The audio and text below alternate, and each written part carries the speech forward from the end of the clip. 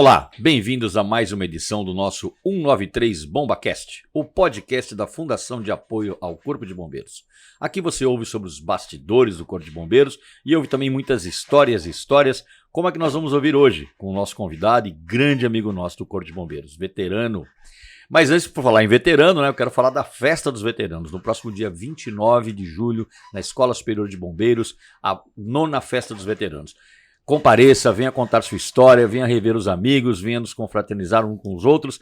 Procure os B5 das suas unidades, os convites já estão disponíveis lá. E também não se esqueça de inscrever-se no nosso canal, 193 BombaCast, dê o like e acompanhe nossa programação todas as segundas e quintas-feiras.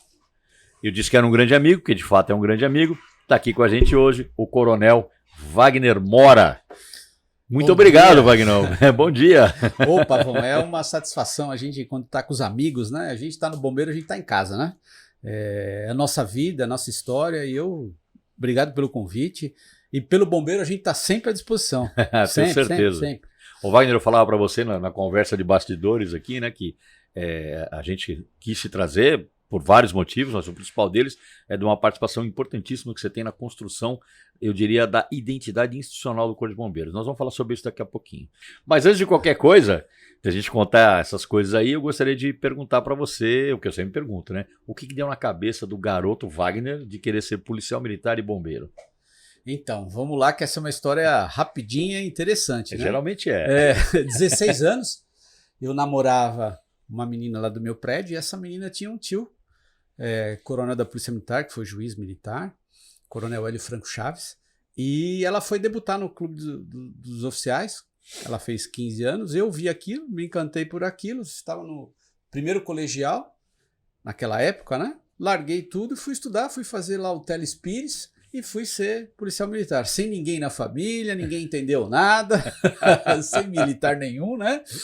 E cheguei aqui. Foi a decisão mais acertada da minha vida. Você fez o CP, né? Eu fiz 5 anos de academia, entrei no ano de 84, né? E fiquei até 88, quando eu saí aspirante, 15 de dezembro de 1988. 88. Quando eu cheguei na academia, você era 3º ano. Isso. Sua turma era os nossos veteranos. Isso, eu lembro da sua turma. Grandes amigos, aliás. Na sua a gente tem grandes amigos também. Mas e aí o bombeiro? Como é que foi essa história? Se formou, como é que você veio parar no bombeiro? O bombeiro é um pouquinho diferente.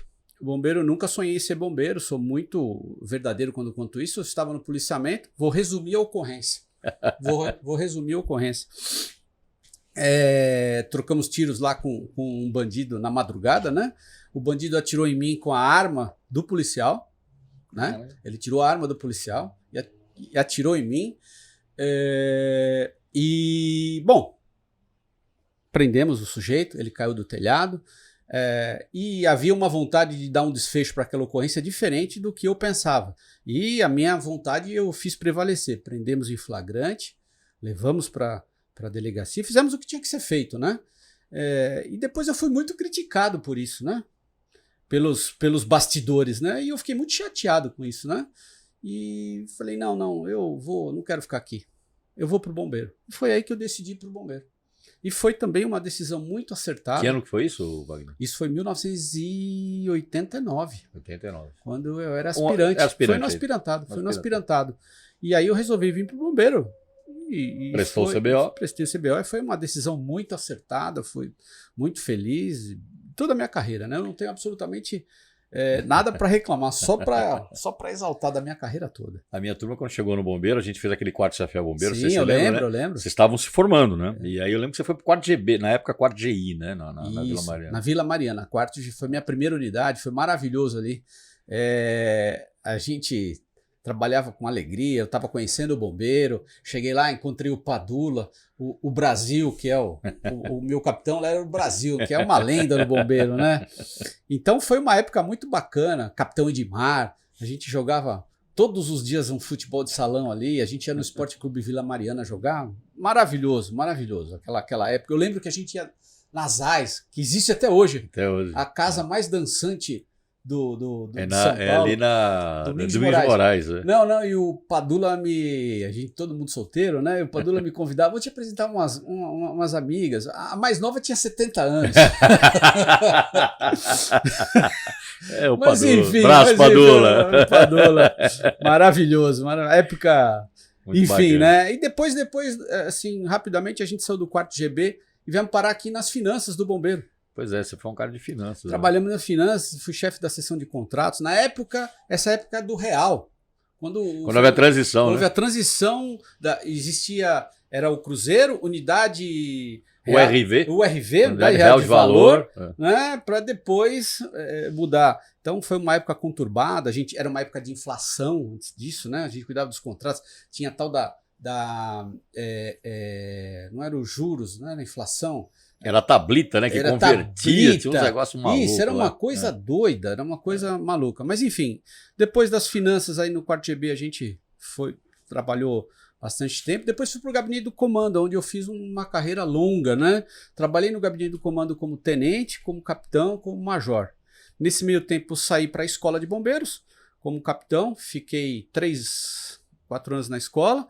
Da escola fui para a Casa Militar, fiquei na Defesa Civil, também foi uma experiência maravilhosa. Claro. Aliás, só uma coisa que eu digo que é muito importante. As pessoas não gostam de mudar. A mudança ela causa sempre desconforto. Né? Mas uma das coisas mais ricas da minha carreira foram exatamente essas mudanças. Porque eu trabalhei em vários lugares, conheci várias pessoas, conheci muitas coisas, e isso me ajudou muito. Então foi muito positivo. Depois da Casa Militar, voltei para o bombeiro, para o gabinete do comando, onde eu fiquei. Não, para o gabinete, não, lá para o ABC. Para o ABC. Você passou para o oitavo. Pelo oitavo GB, que foi uma experiência maravilhosa. Comandei lá o primeiro sub-GB Santo André e São Caetano. Isso é uma experiência muito diferente de você trabalhar na capital. Você trabalha com os prefeitos, com as prefeituras, é enriquecedor. Foi uma escola para mim.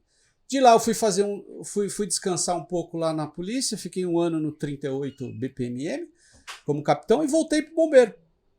Voltei para o bombeiro, capitão antigo, para o gabinete do comando, onde eu fiquei até o final da minha carreira.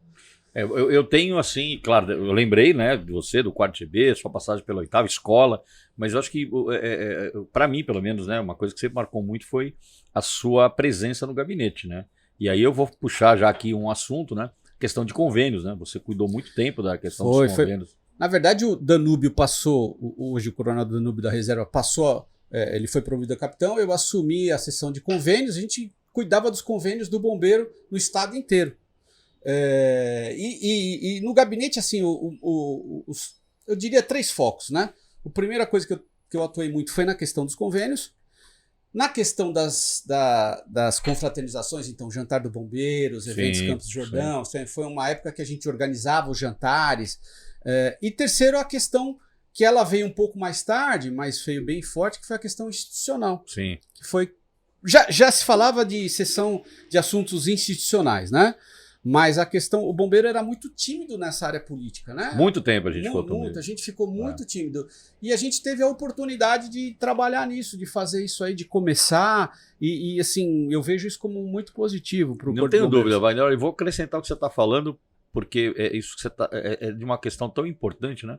A gente demorou muito, né? Porque quando a gente fala de política institucional, é diferente de política, né? É política da instituição. Exatamente. Né? É a gente estar atento aos movimentos que acontecem no governo federal, estadual, municipal, que impactam o Corpo de Bombeiros. Né? Então, a gente era um pouco tímido esse nosso acompanhamento. Né? Muito diferente do que é hoje, eu acho que isso muito começou na sua época. De lá para cá, vamos pôr uma data, mais ou menos, 2008, 2009. Eu falo isso porque eu lembro de 2009, no dia do meu aniversário, por isso que me marcou muito. 9 de dezembro, é isso aí, 9 de dezembro, somos sagitarianos. Né? Eu estava. Porque em 2009 foi aprovada a lei do Bombeiro Civil. Isso, me lembro 2009. Muito disso. E em 2010 eu estava lá em Belo Horizonte, eu era capitão antigo para major, e o comando me escalou e eu fui lá discutir com os bombeiros do Brasil essa questão dos bombeiros, dessa nova lei, né? E dali para frente a gente desenvolveu tanto uma amizade com bombeiros de outros estados, aí foi criado um grupo institucional para cuidar da questão do bombeiro civil. Mas aí aqui em São Paulo também a gente, tanto as questões de leis municipais, né, como questão de leis estaduais, a gente começou a trabalhar isso, de fazer o lobby legítimo, né? Porque fazer lobby é uma coisa legítima, né? Cara, é muito legal isso, porque na Liga Bom, o comitê que cuida disso é um dos mais importantes, até hoje, hein? Até hoje, né? dessa questão do acompanhamento da defesa institucional. Veio aqui o Coronel Melo. Melo. A gente está gravando hoje dia 4, né? No dia 3, dia do bombeiro, a gente fez questão de trazer o comandante do bombeiro. E ele falou exatamente isso, Mora, a importância da vigilância. Não há dúvida, não há dúvida. Vigilância institucional. Exatamente. Você está falando disso, olha, tô recordando na época do Coronel Carquede, a gente não lembra de todos os detalhes, mas surgiu aí um projeto de lei que o bombeiro ia recolher os cadáveres. Puta, eu lembro disso. Então, eu tava assim, no CBC na época. Chegava a comprar um saco.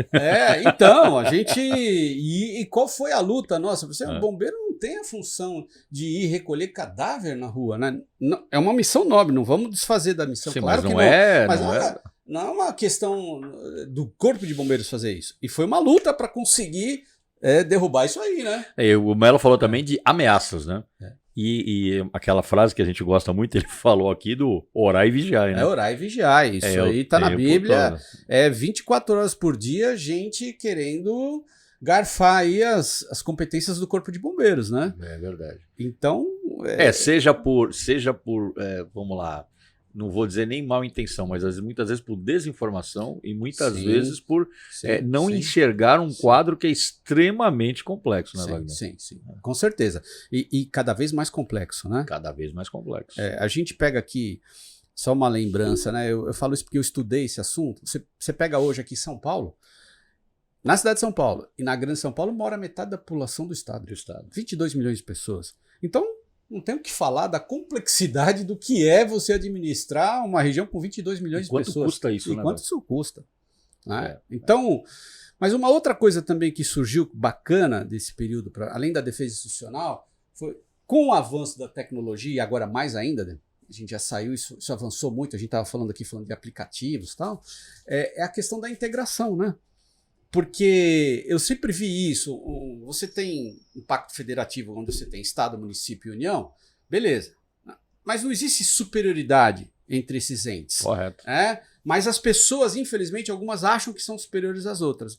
Quando, na verdade, o que ajuda e o que é fundamental para você gerenciar uma emergência é você ter a cooperação entre esses entes. Porque aí vai ser muito melhor. E isso, o bombeiro veio desenvolvendo muito forte a questão do SICOI, né? A questão do atendimento à emergência.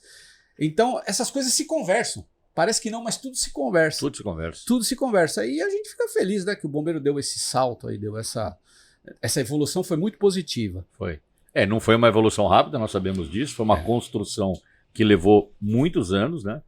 Eu falo uma coisa, que eu acho que você concorda comigo. Porque passa também, não é só uma questão de norma, é uma questão de cultura também, né? De mudança de uma cultura, de um pensamento institucional. Não só do bombeiro, né? Mas de todas as agências que têm sinergia com a questão da emergência. Eu concordo com você plenamente, e no bombeiro eu acho que é um pouco mais forte. Sim. E quando você fala trabalho em conjunto, trabalho de equipe, eu vejo assim, né?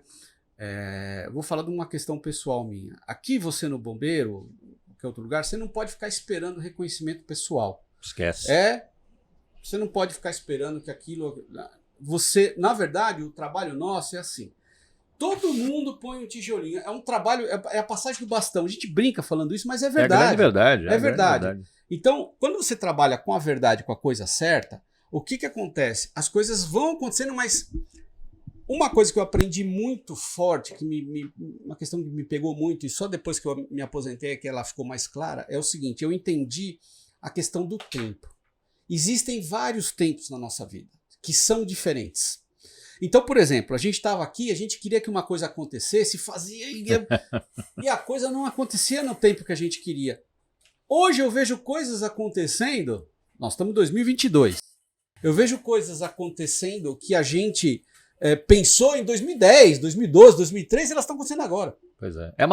Como é que é? Então, é a maturidade da ideia, né? E da instituição mesmo, das pessoas também. Né? Não, eu faço questão aqui de falar de algumas pessoas, em especial do Eduardo Rodrigues Rocha, que foi nosso comandante aqui do Bombeiro.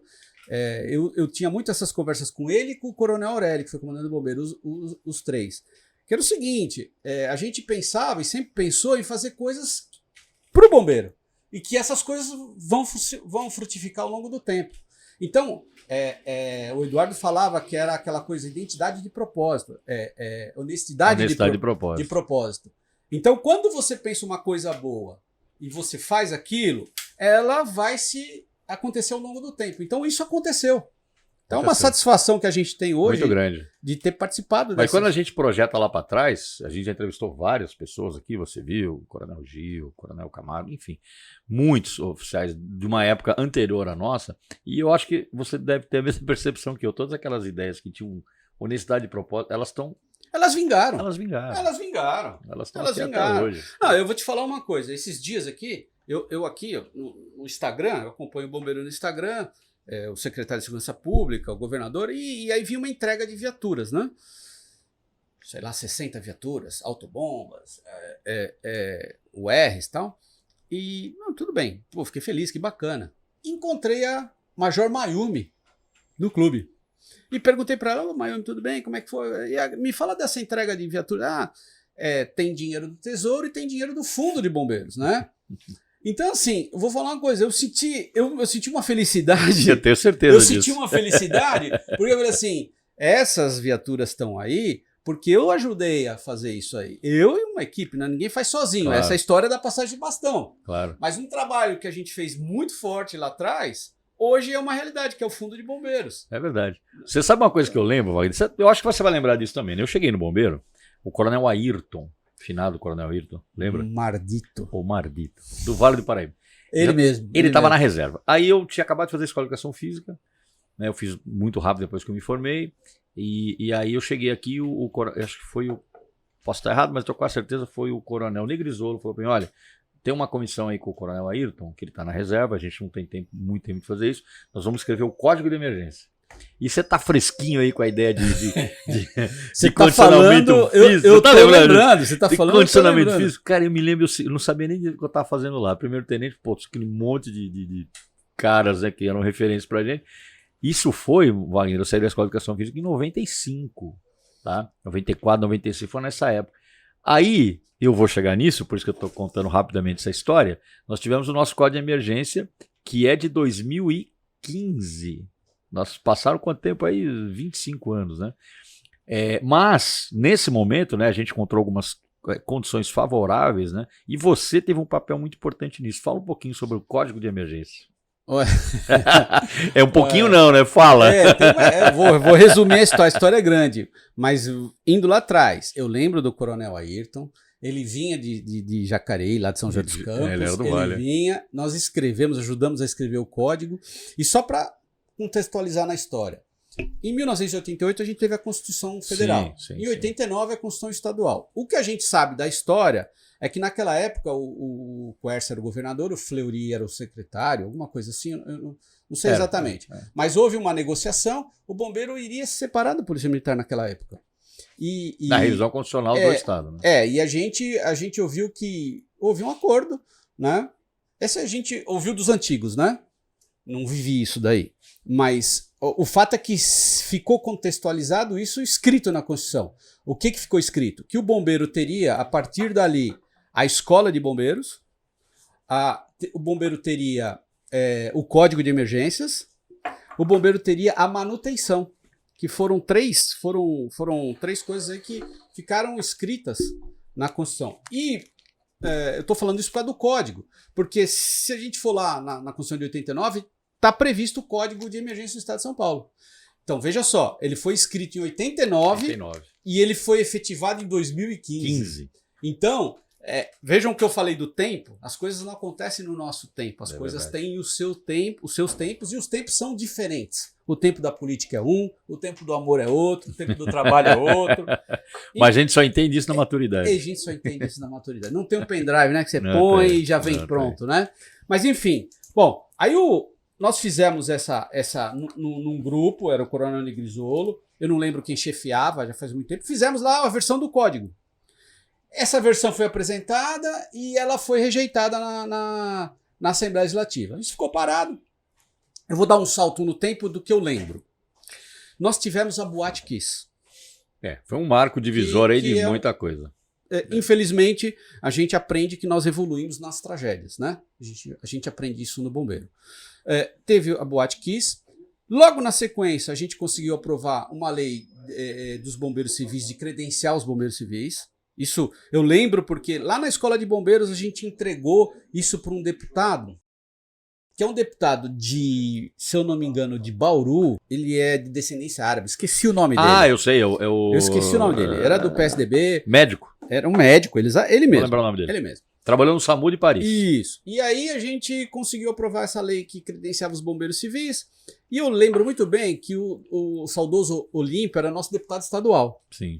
Bom, na sequência, nós apresentamos o Olímpio, falou com o comando, era o Coronel Repúlio, o Coronel Cola, estavam no comando aí, e o bombeiro apresentou o projeto do código, que era esse projeto que tinha sido feito no passado. E o Olímpio colheu as assinaturas lá e foi assim uma unanimidade na Assembleia e pôs para frente o código. Bom, eu sei que o código rodou, ele estava na consultoria jurídica.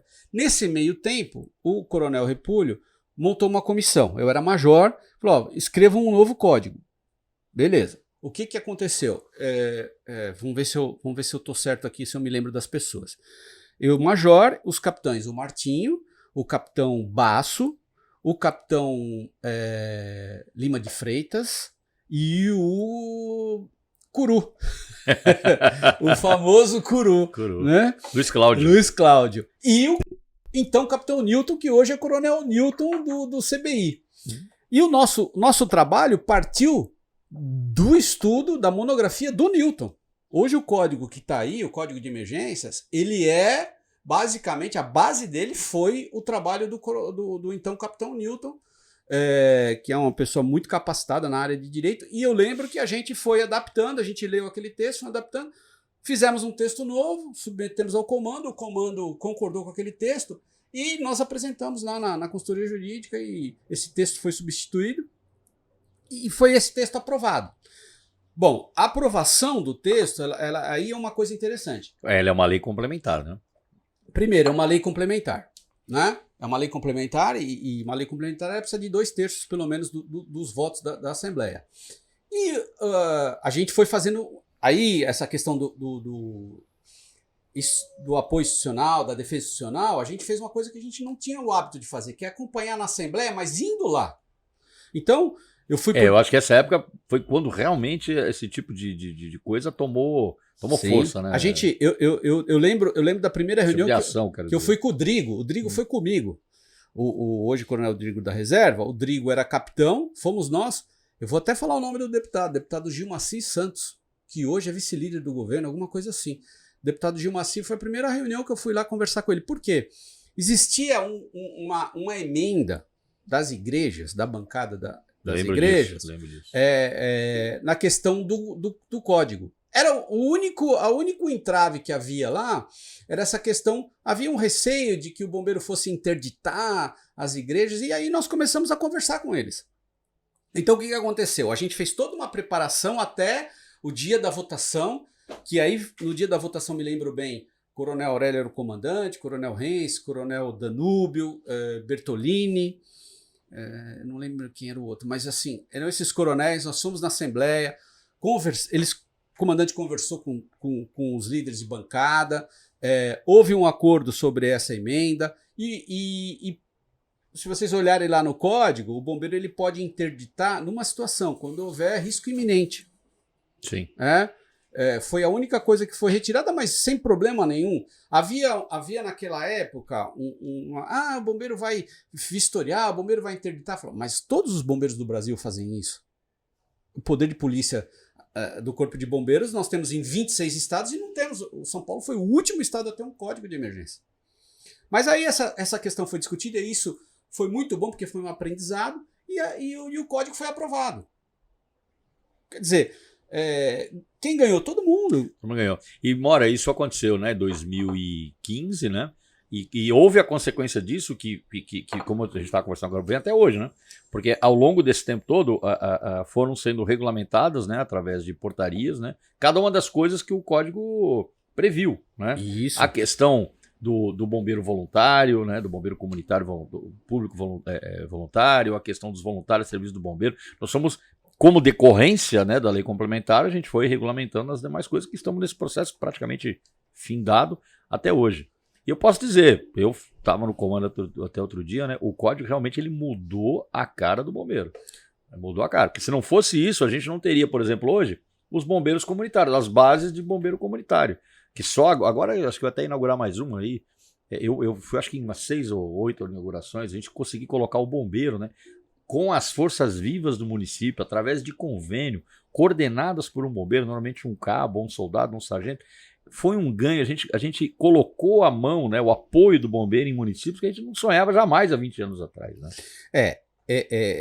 Eu falaria duas coisas a esse respeito. Só voltando um pouquinho no código, eu sempre digo, nas aulas que eu dou, as grandes inovações do código, né? Ele trouxe o poder de polícia, a fiscalização e ele instituiu o fundo.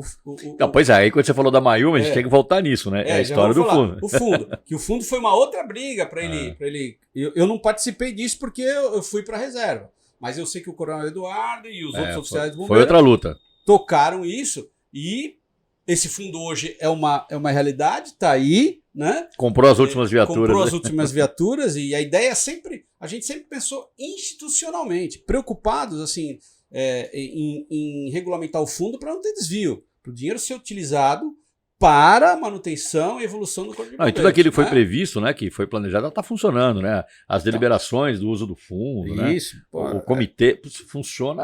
Então, e só falando um pouquinho de fiscalização, eu não estou aí acompanhando, mas havia um medo que o bombeiro fosse fiscalizar e fechar e arrecadar. Não, na verdade, o bombeiro ele tem um viés primeiro de orientar. Tanto que a primeira punição lá, que é a advertência, dá 1 ano para as empresas, as pessoas se regularizarem. Então a ideia é, e com isso eu gostaria só de tocar nesse ponto que eu acho isso muito importante. Claro.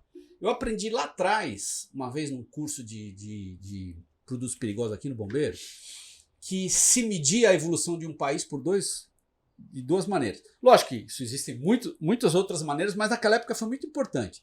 Uma, pela quantidade de normas que esse país tem. Né? E a segunda, pela quantidade de ácido sulfúrico que esse país produz, porque o ácido sulfúrico é matéria-prima para quase tudo. Mas enfim, eu quero falar da norma. Por que a norma é importante? Né? A norma ela gera emprego, ela gera renda e ela gera segurança. Então, na verdade, quando o bombeiro fiscaliza, você, num primeiro momento, vai ter mais gente que vende extintor, mais gente que vende mangueira, ou seja, você movimenta a economia, certo? Depois você vai ter mais gente treinada, você vai ter mais segurança, você vai salvar a vida. Então eu falo que isso é o círculo virtuoso. É o círculo virtuoso da norma. O círculo virtuoso da norma. Claro. Voltando para o bombeiro comunitário. As normas, quando são escritas nesse espírito que a gente sempre falou, que é o espírito positivo. Positivo, que é o espírito com propósito e honestidade de propósito. Honestidade de propósito. Claro. Não vamos falar das exceções, né? A gente aqui sempre trabalhou dessa maneira. Graças a Deus, né? Esse é um orgulho, porque e é reconhecido isso, né, Mauro? Isso que é o mais importante. A gente conseguiu formar gerações. Porque a gente era tenente, depois a gente, quando era major, o capitão, o tenente estava com a gente passava as mesmas coisas que a gente aprendeu. Tanto é que o código saiu, depois do código veio o fundo. Por quê? Porque as pessoas estavam passando bastão. Alinhados, né? Você vai promovendo pessoas com necessidade de propósito, a coisa vai andando, né? Mas sobre o bombeiro comunitário, é uma coisa bem interessante, né? Falando um pouquinho do bombeiro civil, existem algumas coisas polêmicas, tá? Eu escrevi um artigo sobre isso. Desde a lei, porque a lei não foi uma boa lei, porque ela do bombeiro civil, né? Estamos falando assim do bombeiro civil. Ela não foi regulamentada. Até hoje, tá aí, parece que estão tentando regulamentar, então não tem um decreto regulamentando. A lei entrou em assuntos que ela não devia ter entrado, né? A lei, por exemplo... Coisas trabalhistas. Ela fixou o horário 12/36, ela atrapalhou, eu entendo que ela atrapalhou nesse ponto a vida do bombeiro civil. Porque a gente tem que pensar o seguinte, eu não sei como é que está a questão no bombeiro hoje aqui, eu estudei isso na época, hoje eu já não sei dizer em quantas cidades o bombeiro está presente. Mas São Paulo tem 645 municípios. 645 municípios e na maior parte dos municípios o bombeiro não estava presente. Então isso era uma crítica que se fazia. Olha, por que um município tem bombeiro e outro não tem? Né? Mas a gente sempre defendeu, e a verdade é que a gente estava onde estavam quase 80% das ocorrências. Sim, isso é importante, né? Mas eu lembro que na época dessa discussão, às vezes uns bombeiros ficavam bravos comigo, né? Porque eu falava o seguinte, mas tal cidade não tem bombeiro. Eu falava, pera um pouquinho. Existem prioridades. Escola, delegacia, bombeiro, hospital. Então, assim, você não pode ficar bravo que uma cidade não tem bombeiro, porque ela primeiro, para ela, foi mais importante abrir uma escola. Você não pode achar que isso é tão importante quanto você acha. Não é assim que funciona. É a necessidade da comunidade, em primeiro lugar. Mas a gente não conseguia enxergar isso, né?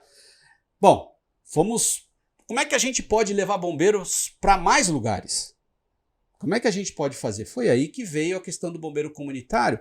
E a gente fez um piloto aqui, lá em 2012, 2010, nessa época aí, que era o seguinte, era um bombeiro na cidade, e esse bombeiro com as forças vivas, ele se organizava e tal, e nós implantamos. Inclusive, existe um relatório aí, o capitão, na época, Anderson, o famoso Zebrão. O Zebrão, ele visitou todos os bombeiros comunitários e fez um relatório com fotos que cada um estava fazendo. Então isso aí foi o embrião dessa questão do bombeiro comunitário. E hoje, Wagner, é uma realidade. Eu posso dizer alguns, não vou citar todos, que eu também não vou lembrar, mas eu vou citar um que a gente acompanhou de perto, né? São Luís do Paraitinga, né? Foi a gente colocar o bombeiro comunitário lá. Wagner, o que esses caras atendem de ocorrência? Claro, sempre que necessário vem o apoio. Tá no Vale do Paraíba, tem São José dos Campos. Mas assim, a resposta, o tempo-resposta, ele foi muito diminuído. Muitas vezes resolve a emergência, né? E toda vez que ela extrapola, chega o apoio. Então eu tô falando desse, claro, a gente inaugurou também São Luís de Paraitinga, Potimba, não vou lembrar todos agora, Roseira, que Roseira é uma cidade que para você chegar, você entra no Rio de Janeiro para chegar lá, isolado, lá tem questão do incêndio e cobertura vegetal, quer dizer, essa articulação que a lei permitiu, que a norma permitiu, ela levou mais segurança para o Estado, isso é inegável, né? E o mais importante de tudo, né, com uma aplicação de recurso mais econômica. Então, a gente trabalhava em cima de dados, né? Então, salvo engano meu, nós temos aqui no estado de São Paulo pelo menos 200 cidades que têm menos de 5 mil habitantes. Isso. Não justifica montar um quartel de bombeiro, toda uma estrutura. Né? O que a gente pensava na época? Se você tiver um bombeiro com uma moto e ele organizar a defesa civil, brigada voluntária, um caminhão-pipa, uma ambulância. Ele faz o primeiro socorro, ele atende o princípio de incêndio. Se ele não conseguir resolver, ele vai pedir ajuda das outras cidades. Claro. Então a gente pensa nisso no sistema. É o que eu queria que você falasse. A gente pensa no sistema. Por isso a importância capital que tem que ter um bombeiro militar do Estado. Porque ele é o... Ele organiza, ele é o representante do Estado. E ele representa um sistema. Ele representa um sistema. Aí eu vou lembrar o Coronel Luciano, que foi nosso comandante aqui no Bombeiro também. Qual que era a nossa ideia quando a gente pensou aqui na região metropolitana? A gente fez um levantamento, você pega as cidades da região metropolitana, então você pega assim, Arujá, Guarulhos, Itaquaquecetuba, Osasco, Barueri. Cada cidade dessas tem um SAMU, tem uma guarda municipal, tem uma defesa civil. Aí você já está falando do meu tese CSP que você me ajudou a construir, né? Então, olha que bacana você pegar todas essas entidades. Aí eu falei do Luciano, porque o Luciano ele criou lá o SICOI. Como é que é? 1000, 2000, 3000, 4000. As versões, né? Ele fez várias versões de treinamento.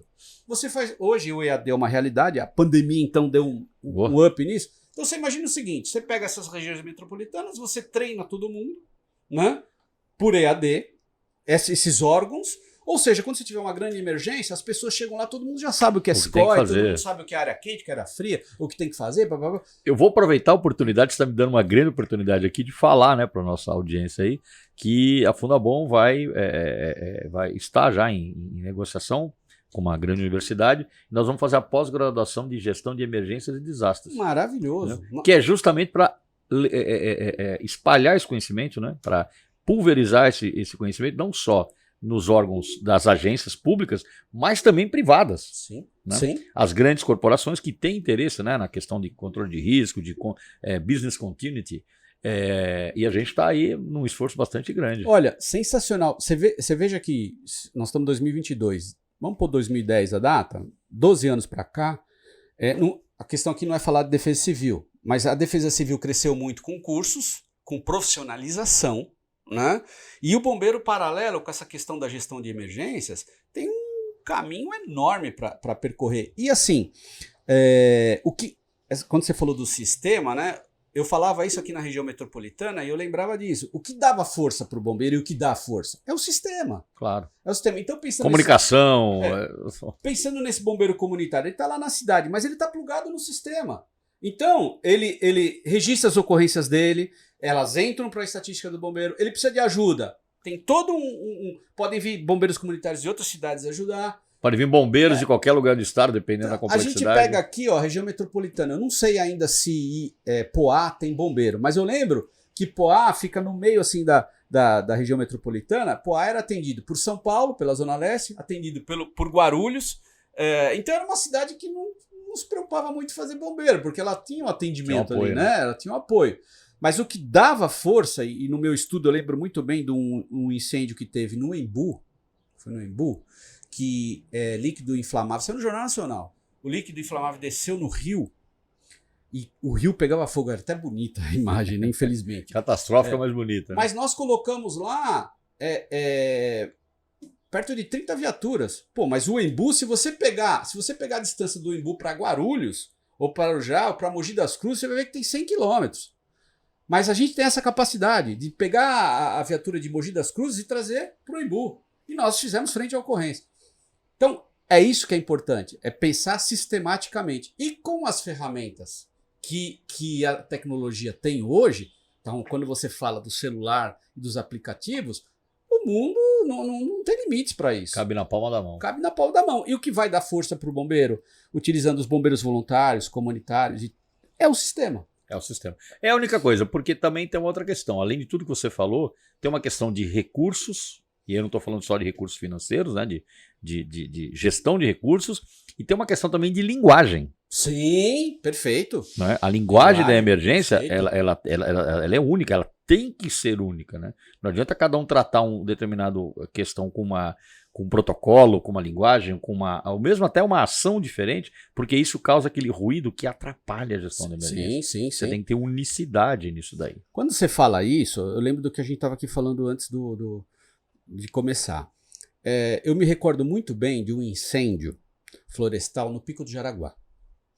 Eu devia ser major ou tenente-coronel e o Palumbo era capitão do gabinete da comunicação social. E ele me falou o seguinte, que muita gente ligou para o bombeiro, querendo se voluntariar e ajudar. Então, eu aprendi uma coisa ao longo da minha vida, minha carreira na minha vida, que assim, a gente não gosta muito de ouvir, a gente gosta de falar, mas quando você para ouvir, você aprende com a experiência dos outros. Então, aquilo que o Palumbo me contou, eu fiquei pensando naquilo e imaginei o seguinte, falei, poxa, se tem tanta gente que quer ajudar bombeiros e são bombeiros civis, vamos cadastrar esses bombeiros civis. Isso aí. Vamos, foi até uma questão que a gente escreveu no código cadastrar e não credenciar, né? Porque foi uma discussão na época, credenciar não posso. Né? Vamos cadastrá-los, né? Por quê? Se eu tiver um bombeiro civil, que existe uma lei estadual da formação das escolas de bombeiro civil, ou seja, já existe um sistema, por que não integrá-los ao sistema, né? E esses bombeiros civis se apresentando nas grandes ocorrências, tá lá o SICOI, você já tem todos eles credenciados ou cadastrados, você tem o nome deles, e sabe as habilidades, ele pode fazer um curso aqui no bombeiro, por que não? Né? A gente não tem que olhá-los como inimigos, pelo contrário, eles ajudam o sistema. Porque o que a gente precisa nessas grandes ocorrências, via de regra? Mão de obra. Mão de obra. Mas você sabe que a gente foi ver um exemplo, você conhece a história, que numa das pesquisas nossas, né, a gente foi lá para Los Angeles, né, e lá a gente já tinha notícia e foi ver, em loco, né, lá o programa CERT, né, do Bombeiro de Los Angeles, que é exatamente isso. É o cadastramento dos civis, né, que operam, né, nas grandes emergências, né, e esse pessoal, eles têm vários níveis de certificação, eles dão um nome lá, né? Você tem desde o cara que realmente vai atuar com o bombeiro numa emergência, até o cara que vai lá para ajudar na gestão, caixa d'água, olha, precisamos organizar o posto de comando.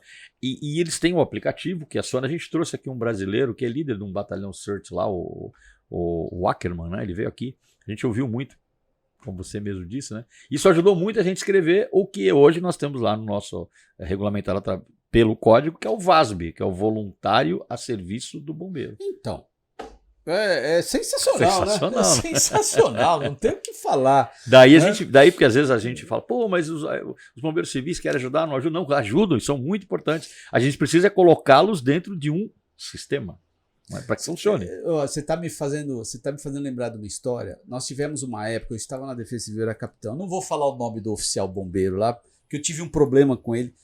Foi um incêndio no Hospital Servidor, no Hemocentro, e estávamos perdendo bolsas de sangue. Bom, mas enfim, e eu estava na Defesa Civil e o chefe da Defesa Civil, que era o secretário, falou, vai para lá para ajudar. E a gente foi para lá, porque qual era a nossa ideia? Vamos ver o que eles precisam de lanterna, de água. E eu cheguei lá e o comandante do bombeiro falou, o que você está fazendo aqui? Né? Meio que me desprezando, e o cara me conhece, né? A gente conviveu e tal, enfim. Mas aquilo me ensinou, porque na verdade falta esse conhecimento do que cada um tem que fazer. Né? Porque o sujeito estava preocupado de eu ir lá, vocês vêm aqui pegar o meu serviço. Não, cada um tem a sua cada um tem a sua área de atuação. A gente tem que pensar que nós temos que atender bem a comunidade. Né? É que eu sempre digo o seguinte, a gente, força sem direção, não atinge o objetivo. Não atinge o objetivo. Pode ser a maior força do mundo. Eu aprendi isso estudando o Incident Command System americano, que foi o que aconteceu lá em 70, nos grandes incêndios. Eles tinham muitos recursos e não conseguiram apagar os incêndios, porque eles não tinham coordenação. Eram muitas forças sem direção. Sem direção. Sem direção. Eu acho que contemporaneamente, o Wagner, não tem como a gente enxergar gestão de emergência sem colocar isso como um princípio básico. Não tem. Falou tudo. Tem. Mas, Pavão, o princípio que eu vejo que é o mais importante disso é a capacitação. Mas claro. Porque se você capacitar as pessoas, porque a pessoa entende, pronto. Não adianta, você tem lá 30 agências numa grande ocorrência, 30 chefes querendo mandar. Não dá certo. Não vai dar certo.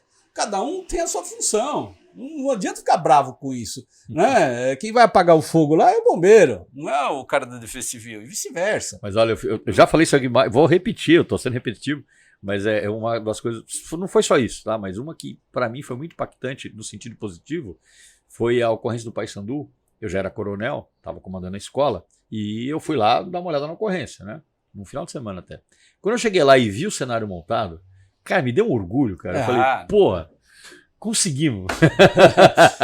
Você sabe o que me deu orgulho dessa ocorrência? Vou te falar que foi o capacete. Eu vi o capacete de salvamento. Porque a gente viveu isso lá atrás, para você tentar padronizar, para você... O colete. O colete. Então, o que a gente aprendeu? É com o tempo. Mas o mais importante, isso só aconteceu porque a gente formou as pessoas. Claro. E porque a ideia é a mesma. Então você forma o tenente, aí ele vai a capitão, você forma o outro tenente, ele vai a capitão, você forma o outro tenente, falando a mesma coisa. Aí o que acontece?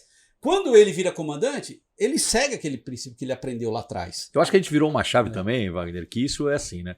Vamos falar da nossa época, né? A gente fazia o CBO, né? Aquela monte de carga teórica que a gente recebia e tal. Chegava na prontidão, quem que a gente olhava? O antigão, né? Aí o antigão que trabalhava, você fala, cara, mas tá tudo diferente do que eu aprendi. Mas porque eu acho que com o tempo a gente conseguiu um negócio que pra mim foi fantástico, né? Foi uma ruptura até.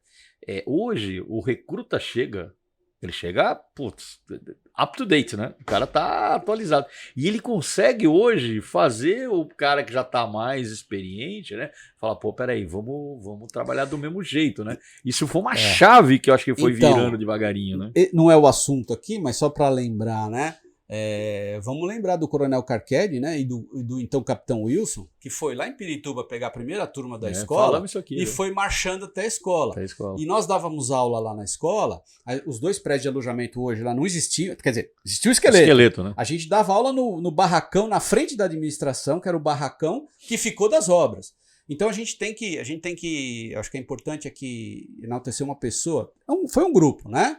Mas o Coronel Carquedi, ele falou, vamos. Ele foi, e depois quando ele saiu, que houve aquela ruptura... E deu a missão pro Arlindo, pro Coronel Arlindo, né? Em 2000 que houve aquela ruptura, enfim, trocou o comando do bombeiro e veio o Coronel Ferrari, ele continuou com isso e a escola aconteceu. Porque a escola Isso só acontece que você falou do recruta chegar do jeito que ele chega hoje por conta da nossa escola. Claro, é isso que eu quis dizer. Que é uma outra história. Que é uma que a outra gente, história. e a gente tem histórias lá de quando a gente era capitão lá, que fez a primeira rede de hidrantes na escola, porque a escola era escola de bombeiro, não tinha rede de hidrantes. Fizemos o esgoto, compramos o gerador. Ou seja, esse é um trabalho de geração. Vem até hoje. Que vem até hoje. E é fundamental. É fundamental. Por isso que a gente tem essa unidade de propósito e essa qualidade.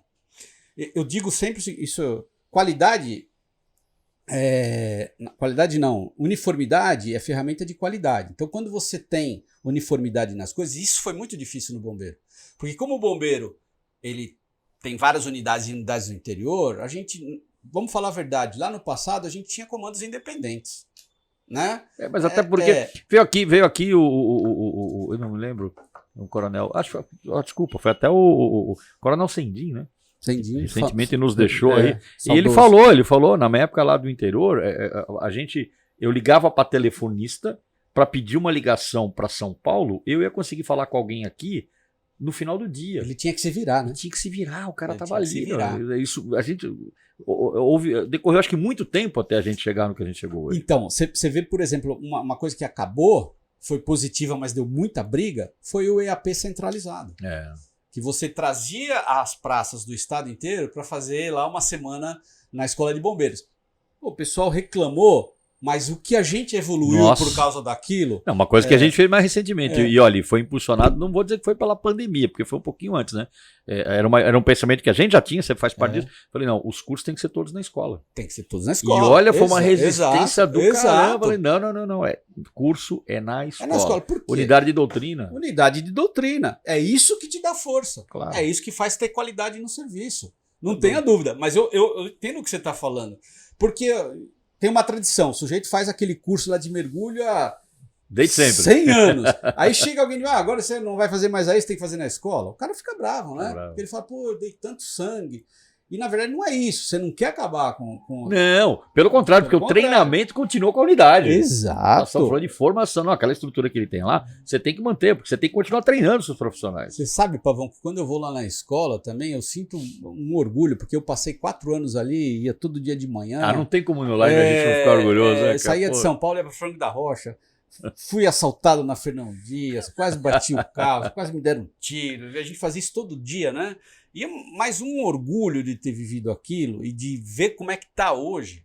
E a gente foi uma decisão acertadíssima do Coronel Carquedio. Se ele não tivesse feito aquilo, a gente ia perder a escola. Veja o que nós temos hoje. Então, assim, sensacional, né? E o orgulho nosso é ter participado disso, é ter feito a nossa. Cada um faz põe o seu quinhão. No seu momento, bota o seu tijolo. Eu dizia nas minhas palavras na escola, Wagner, olha aqui, passaram pessoas que literalmente assentaram tijolos. Sim. E não é uma figura de linguagem, né? Você sabe. E cortaram grama. Botaram o tijolinho no chão, bloquete, o Harrison, enfim. Não, você tá falando isso que eu tô lembrando? A gente lá no campo de futebol, plantando grama, mas plantando grama mesmo, todo mundo, os oficiais, as praças, e a gente lá, chegava aquela grama enrolada, e a gente, o Coronel Ramos era o comandante, e a gente ia sentando o gramado, então assim, plantamos grama de verdade. Literalmente, lá, literalmente. E é isso que faz a escola o que é, viu? As gerações que chegam lá, essa molecada que chega lá agora, eu tive assim o privilégio, você sabe, fiquei 3 anos comandando a escola. Maravilhoso. Pô, né?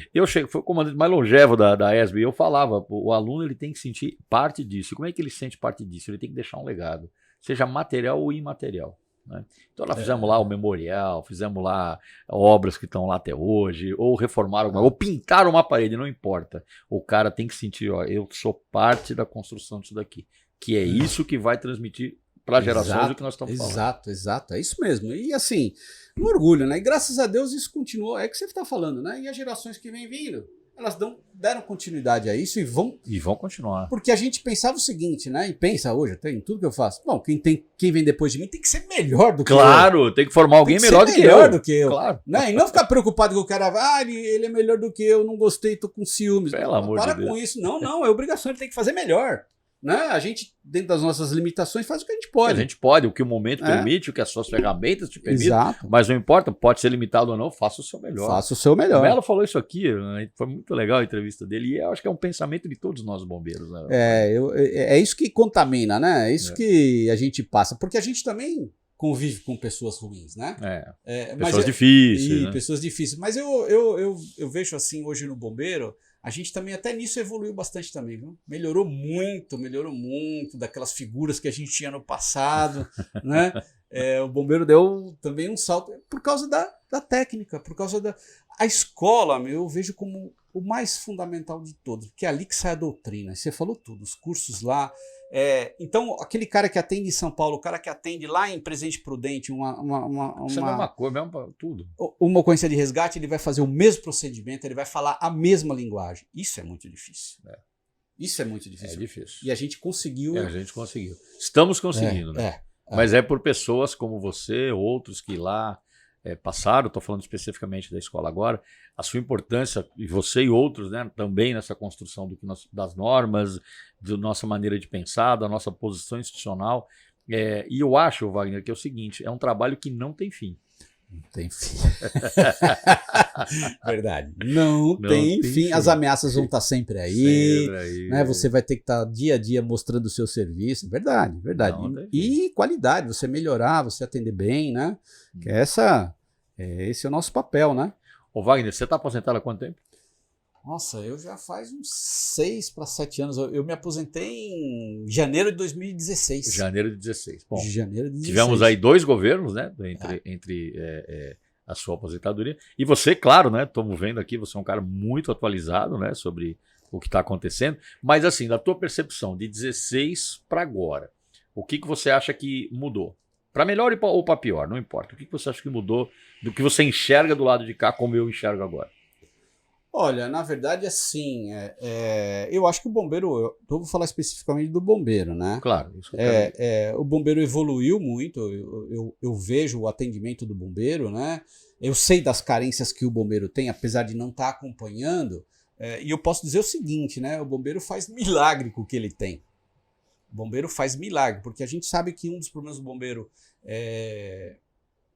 já de bastante tempo é a questão do efetivo, né? Sim. E por conta da questão do efetivo é que a gente pensou muito nessa questão do bombeiro voluntário, bombeiro civil, e tentamos, esse não é nosso inimigo, é nosso aliado, né? Vamos colocar no sistema. Então, um outro pensamento foi, vamos ter sistema para poder ter força, sistema que dá força para a gente. Então eu vejo o que o bombeiro faz. Então, por exemplo, na área técnica, hoje o bombeiro informatizou, fez o Via Fácil, foi uma evolução tremenda. Você conversa com o bombeiro, por exemplo, eu dou cursos de segurança contra incêndio. Eu tenho uma aluna minha que ela mora nos Estados Unidos e ela faz projeto de bombeiro em São Paulo. Hoje é possível. Ela continua, olha, isso era inimaginável, né? Inimaginável. E eu lembro que o Via Fácil foi um dinheiro que a gente conseguiu via, se eu não me engano, foi o Afif Domingos, que era do governo aqui de São Paulo. Era uma questão para você melhorar a questão de abrir as empresas. Então a gente conseguiu um dinheiro para fazer o Via Fácil. E o Via Fácil, até hoje, que eu acho que vale até um podcast aqui só para falar de Via Fácil. Sim, precisamos fazer. Né? Acho que isso é importante. Quem pensou, e um dos caras que assim a gente tem que... É o Cicerelli, um cara muito bom, muito inteligente, que operacionalizou aquilo. Tem outros, mas eu lembro, ele ficou... ele é uma referência desse assunto, com certeza. Então, quando você fala da evolução, eu diria que uma das maiores evoluções do bombeiro foi essa questão do Via Fácil, porque você entrou no mundo, né? Você facilitou a vida das pessoas. Isso não tem preço. Quem hoje não quer resolver um problema rápido? Porque eu sempre dizia isso quando eu estava na ativa, que era o seguinte: enquanto você é servidor público, você está de um lado da história. Quando você é usuário, você está do outro lado. Né? Então você fala assim, você reclama lá de uma empresa de prestação de serviço de energia elétrica. Esses caras... Agora, quando alguém reclama do bombeiro, você fica bravo.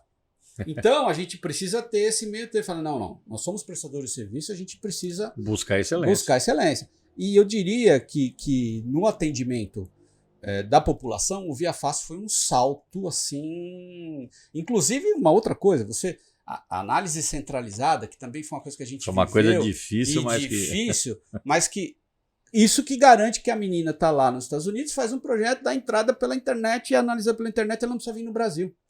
Você fala... Eu não sabia disso, cara. Eu não tinha realizado isso, na verdade. Mas é totalmente possível. Mas porque só você pode fazer tudo menos a vistoria, que é presencial, né? Uma pré-vistoria essa não dá. Mas você fazer projeto, você trabalha em qualquer lugar do mundo. Do mundo. Você está na internet, né? Então, assim, eu diria que um dos grandes saltos do bombeiro foi esse.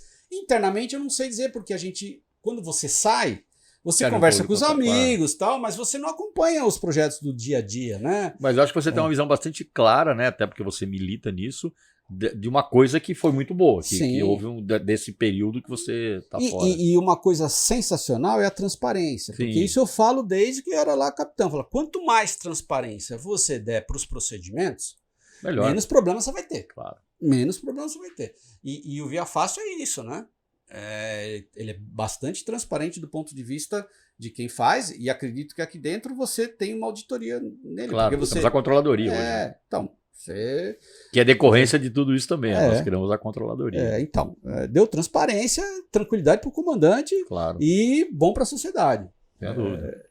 Então eu vejo assim, internamente eu não consigo falar de outra coisa, porque isso é uma coisa que eu vivo, então assim, eu diria que sensacional a criação e a implementação do Via Fácil. E a sua evolução, né? Continuidade. E o que você tem mais saudade? Putz, isso é fácil. Isso é fácil. O que eu tenho mais saudade, vou falar a verdade, dos amigos. Eu trabalhei muitos anos aqui na Central. E uma das coisas que eu mais gostava de fazer era sair aqui pela Praça da Sé, Liberdade, tomar café, almoçar fora, subir ali e na Matilda, que fechou, né? Comer um pastel de nata. E estar com os amigos. Eu acho que eu sinto muita falta disso. O trabalho, a gente não sente falta, né? A gente sente saudade e tal, mas o trabalho, o chefe chato a gente também não sente saudade. Aliás, a gente falava assim, quando alguém reclamava do chefe, não reclama que nada é tão ruim que não possa piorar. Isso eu conto aí fora, quando eu dou aula, quando o pessoal começa a reclamar, eu falo, calma, vou ensinar para vocês. Não reclamem, porque pode piorar. Pode ser pior. Pode piorar. Então a gente não sente saudade disso, né? Mas dos amigos, realmente, acho que... Mas dos amigos, e uma característica nossa, isso é interna do nosso público, né? Que é assim, você se encontra com seus amigos de turma ou seus amigos de trabalho, você pode se encontrar 20 vezes. As 20 vezes vão contar as mesmas histórias e você vai dar as mesmas risadas. Essa risada, ela se renova, não tem jeito. E é um bálsamo pro coração, né? Pô, tá uma injeção de energia. É maravilhoso. E a gente tem isso. Isso é uma coisa que, quando você fala saudade, né? Essa irmandade que a gente tem é uma coisa maravilhosa que não existe em outras profissões, porque nas outras profissões você não convive lado a lado dormindo do lado do... Não corre o perigo junto. Não corre o perigo junto. Você chega para trabalhar, conhece um cara que você nunca viu na vida, depois você fica amigo. A gente não, né? A gente começou lá atrás, dormindo junto, e depois atendendo a ocorrência junto. Então isso cria um vínculo muito forte. E isso dá saudade, né? Desses amigos. Essa é a... Bom, Wagner, quando eu te convidei, né, para você fazer esse bate-papo com a gente, eu tinha certeza que ia ser um bate-papo muito legal, como está sendo. A gente tem um formato aqui que a gente dura mais ou menos em torno de 1 hora, até para quê? Para ficar bom, né? Porque senão a gente começa. Sim, e tem que voltar outras vezes também, que eu sei que você vai voltar. Mas eu fiz questão porque essa parte da nossa história, né, da defesa institucional e dessas conquistas que a gente teve, que você e outros tiveram um papel muito relevante, a gente precisa registrar. E tá registrado, né? Porque tá aí, tá na nuvem. Daqui a 100 anos alguém vai... A gente não vai estar mais aqui, mas alguém vai ouvir todas essas histórias, vai construir, entender por que tá naquela situação lá, boa e não importa. Legal. Mas muito obrigado por você ter aceito o convite. Eu agradeço não só você ter vindo, mas também pela sua amizade, pelo seu companheirismo, pela pessoa que você é. Muito obrigado por tudo que você fez pelo Corpo de Bombeiros. Eu sei que eu agora, assumindo a presidência da Fundação, eu tenho um aliado em você. Te agradeço também por isso. E deixo aqui para as suas considerações finais. Pavão, eu só posso agradecer. Bater papo sobre o bombeiro é maravilhoso. Agradeço o convite, estamos sempre à disposição. Se a gente puder ajudar, estamos à disposição e eu agradeço. É isso, a gente tem muitas histórias aí, né? contamos um pouquinho, mas não falamos nem das viagens dos Jogos de Bombeiro. Muita história, muita coisa bacana. Mas é sensacional. Obrigado pelo convite. Eu me sinto honrado, me sinto lisonjeado aí. E estou à disposição. Muito obrigado.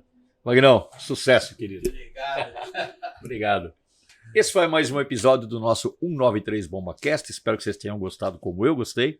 E eu quero lembrar vocês mais uma vez, não esqueça, dia 29 de julho, nossa festa dos veteranos, 9º encontro de veteranos na Escola Superior de Bombeiro. Procure o B5 das suas unidades, os convites estão lá. E mais uma vez, muito obrigado por você estar nos acompanhando. Continue acompanhando a nossa programação todas as segundas e quintas-feiras. Muito obrigado e até a próxima.